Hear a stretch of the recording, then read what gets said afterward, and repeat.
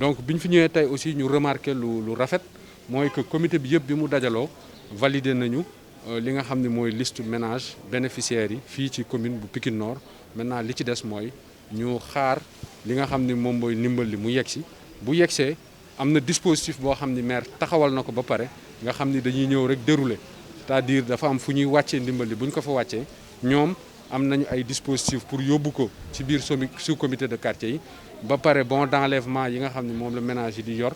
ñoom bu ñu ko yoree dafa am heure yu ñu leen fixé ci heure yooyu ñu dem jëli ko pour naturellement ak contexte xeex bi ñu éviter nit ñi di daje di bëre ci fi nga xamante ni moom mooy fi ñu war a joxe lii di kit alimentaire yi. pour résumer rek pour wax ni en tout cas fii ci commune Pikine Nord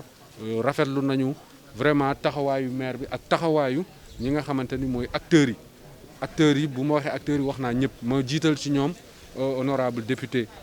Salamata Correa nga xam ni début processus ba léegi mi ngi ànd ak maire di liggéey ak moom ba pare ñeneen ñoo xam ni bokkuñoo ak moom maire même parti wala même jëmukaay ci wàllu politique ñoom aussi bokkoon nañ ci liggéey bi te ànd nañ ci te ñoom aussi ñoom ñëpp booloo nañu valider li nga xamante ni moom mooy liggéey bi nga xam ni moom la sous comité yi def ci quartier wu Pikine Nord. voilà donc rafetlu bu baax vraiment liggéey bi voilà vraiment liggéey bi jaar na yoon set na rafet na te maa ngi koy wax léegi bi ma duggee ci réunion bi ma tàmbalee ma ni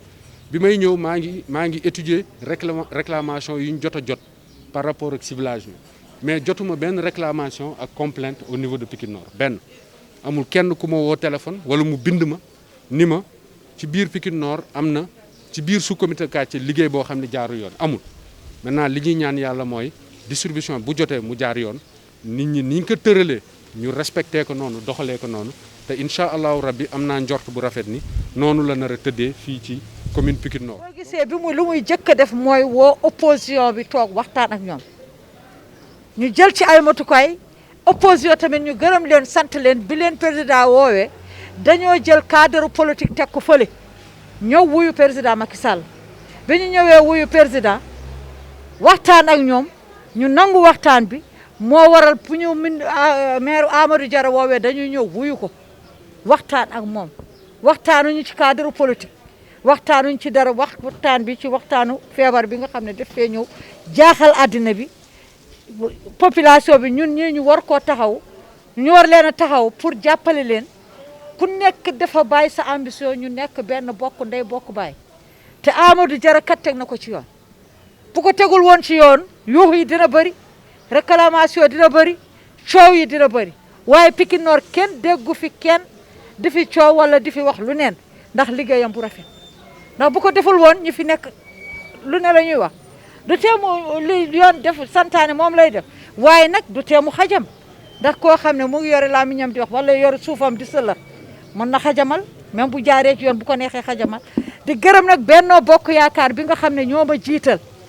ci lii nga xam ne lépp lu ñuy waxtaane wala lu ñuy def même balaa ñuy dugg ci panel bi dañ may woo nangam ak nang ku bëgg a wax ma ne encadré la ba nga xam ne lii yeggale nañ ko ci alhamdulilahi rabbil alamin te yaakaar naa li gënoon a metti jàll na mooy sélection nit ñi waxtaan ak délégué de quartier yi loolu moo gënoon a metti ak tànn nu mu mettee foofu moo gënoon a war a metti te loolu yëpp yàlla jàppale nañu ba teg nañ ko ci yoon ci organisation Amadou Diarra bu rafet bi nga xam ne def na ko fii ci commune bi te ñu àndandoo ak moom kon nag duñu def dara lu dul lii nga xam ne mu ngi ñëw te askan bi moo ko moom du man maa koy jëriñoo du monsieur le maire moo koy jëriñoo ñu fexe population bi ku nekk ànd ak yar ànd ak discipline ba nga jël li nga war a jël nga yóbbu ko sa kër mu bañ a am benn coow comme niñ ko commencé ñu yeggalee ko noonu te yaakaar naa loolu mooy am ndax dañoo teg lépp ci yoon